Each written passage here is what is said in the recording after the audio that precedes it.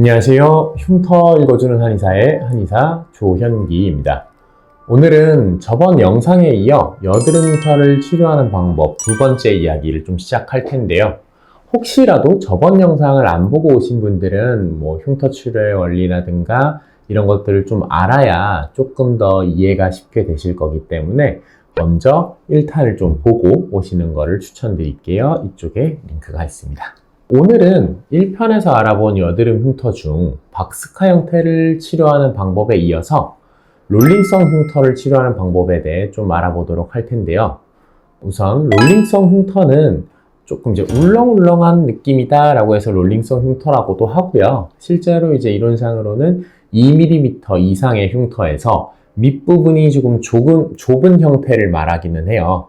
이런 롤링성 흉터 같은 경우는 한 개만 딱 있다기보다는 여러 흉터가 모여서 울렁울렁하게 보이는 형태를 말하고요. 보시는 이미지와 같이 울렁울렁하게 피부가 보이며 페인 부분은 울렁하게 패여 있고 오히려 그 옆부분은 좀 피부가 뭉쳐져 있는 형태로 좀 보이실 거예요. 처음부터 롤링성 흉터로 생기는 분들도 많지만 일반적으로 박피성 레이저나 박피를 좀 많이 받으신 분들은 이렇게 롤링성 흉터로 좀 바뀐 경우들도 좀 왕왕 존재해요. 이런 흉터의 경우는 박스카 흉터와는 다르게 흉터벽이 그렇게 단단하지가 않아요. 그래서 롤링성 흉터를 치료할 때의 포인트는 우선 흉터벽보다는 흉터 바닥면의 비정상적인 콜라겐 조직을 강하게 좀 제거해줘야 되는 거고요.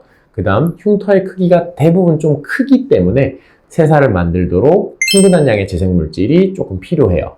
그리고 페인 부분, 옆에 있는 뭉쳐진 부분의 피부를 조금 풀어줘야 마지막에 피부가 훨씬 좀 매끄러워져 보일 수 있어요. 요약하자면 흉터를 채우기 위해 흉터벽보다는 흉터 아래 유착을 강하게 끊어주는 게 1단계. 그 다음에 많은 양의 재생물질이 들어가서 페인 부분을 올려주게끔 도와주는 게 2단계. 그 다음에 페인 부분이 거의 다 올라왔을 때쯤 흉터 옆 뭉친 피부를 풀어주는 게 3단계예요. 그럼 이렇게 세 가지 단계를 걸쳐야 롤링성 흉터가 치료가 된다라고 보시면 될 것 같고요. 이 단계별에 대해 어떤 시술들이 있는지 한번 조금 알아보도록 하겠습니다.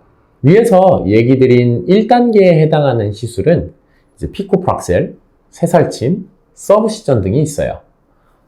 롤링성 흉터는 흉터벽을 제거하는 시술보다는 흉터 아래쪽의 유착을 끊어주는 시술이 필요한 흉터의 모양이라서 흉터 아래에 LIOB를 만들어 비정상적인 콜라겐 조직을 제거하는 피코프락셀이나 아니면 직접적으로 흉터 아래에 침이나 니들이 들어가서 유착 조직을 끊어주는 새살침 또는 서브시전이 필요한 형태의 흉터 모양이라고 보시면 될 것 같아요. 특히나 울렁울렁한 롤링성 흉터의 경우는 흉터의 크기가 또 큰 경우가 많아서 흉터 아래 유착을 조금 일반적인 다른 흉터 모양보다는 좀 강하게 제거를 해줘야 될 필요가 있고요. 그렇기에 피코프락셀 같은 경우를 만약에 쓴다라고 할 경우는 강도를 조금 강하게 써야 될 경우가 많고 아니면 스태킹을 여러 번 해서 조금 많이 자극을 준다던가 그렇게 해줘야 되고요. 새살침도 롤링성 흉터의 시술을 할 경우는 저희도 이제 조금 더 두꺼운 침으로 또 강한 자극을 통하여 유착을 좀 풀어주는 경우가 많아요. 그 다음 서브시전 같은 경우는 서브시전의 특성상 무조건 굵은 니드로 거의 강하게 박리하는 형태이므로 다른 흉터 모양에는 흉터벽을 자극할 수가 없어서 큰 효과를 볼 수는 없지만 롤링성 흉터의 경우에는 효과가 꽤 있는 치료법이라고 보시면 될 것 같아요. 새살침과 서브시전에 만약에 좀 차이가 궁금하신 분들은 이 위쪽에 보시면은 두 개의 차이점을 설명한 영상이 있으니까 그걸 조금 참고해 주시면 될 것 같고요.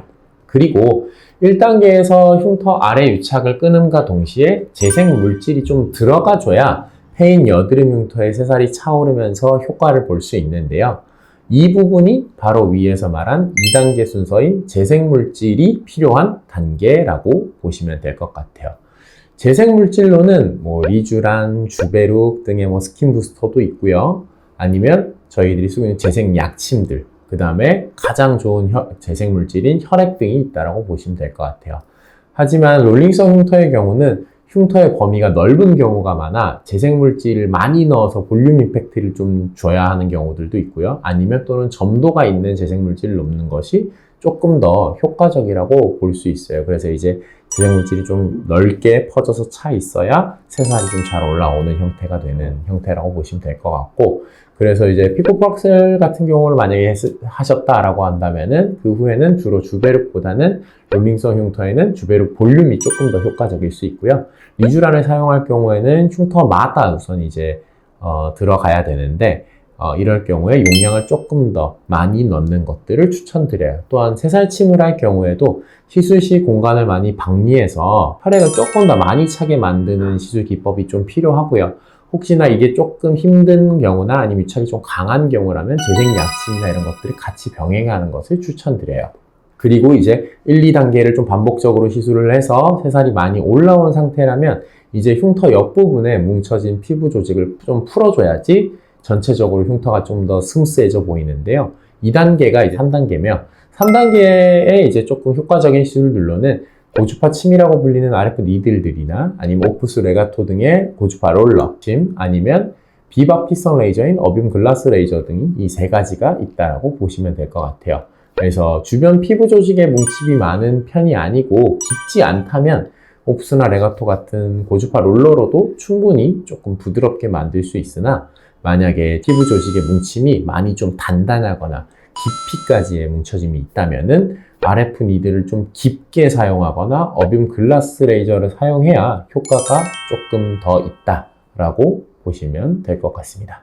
그리고 이제 롤링성 흉터에서는 박피성 레이저는 오히려 이제 피부만 좀 예민하게 만들고 효과는 좀 떨어질 수 있어서 추천드리지 않는다는 건 개인적인 견해입니다. 그리고 이 과정을 좀 전부 거쳐야 롤링성 흉터를 좀 효과적으로 치료할 수 있고, 이런 부분들이 좀 많이 부드럽게 더 보이실 거예요. 그래서 오늘은 여드름 흉터 중에 롤링성 흉터를 치료하는 방법에 대해 알아보았는데, 영상 끝에 정리된 표를 한번 다시 올려드릴 거예요. 어떤 시술이 어떤 효과를 내고 어떤 주의점이 있는지 한 번 더 제가 요약해서 올려드렸으니까 그거 좀 보시면 될 것 같고요. 오늘도 어려운 내용인데 시청해주셔서 감사드리고, 다음번에는 여드름 흉터 중에 치료가 조금 어렵다라고 다들 얘기하는 모공성 흉터, 즉 아이스픽 흉터에 대해서 조금 더 알아보도록 하겠습니다. 오늘도 시청해주셔서 감사하고요. 꼭 좋아요 부탁드립니다.